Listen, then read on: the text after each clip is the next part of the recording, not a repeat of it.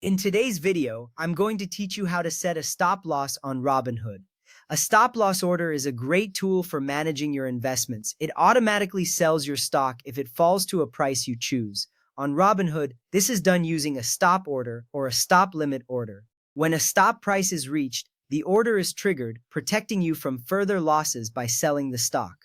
First, let's focus on the Robinhood website. Open your browser and navigate to Robinhood's website. Once the page loads, you'll want to log into your account. Enter your username and password. As always, make sure your login credentials are secure to protect your investments. Once you are logged in, the next step is to find the stock you're interested in. Use the search bar to enter the stock's name or symbol. Click to open the stock's detail page. Here you can see the current price, historical performance, and other relevant information. This page is your hub for all stock-related actions on Robinhood. Now that you have the stock's detail page open, it's time to create a sell order. Look for the button labeled Trade and click on it. From the drop-down menu, select Sell. This initiates the process for setting up your stop loss. Remember, setting up a sell order is crucial because it helps you manage risk by specifying when to exit the position.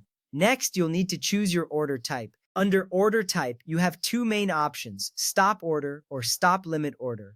A stop order will sell your stock at the best available price once the stop price is reached. On the other hand, a stop limit order will only sell at the stop price or better. This distinction can be important depending on how much control you want over the sale price.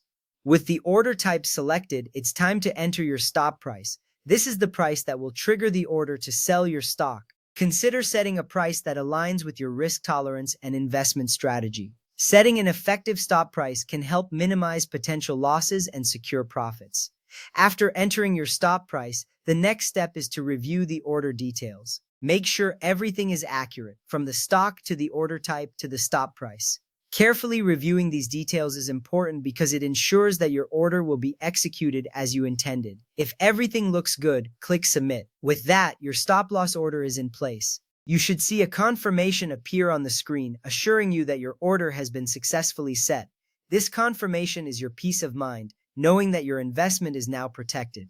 As an alternative, Robinhood also supports trailing stop orders. These are dynamic, allowing the stop price to move upward as the stock price rises. This strategy can help you lock in gains while still providing a safety net against losses.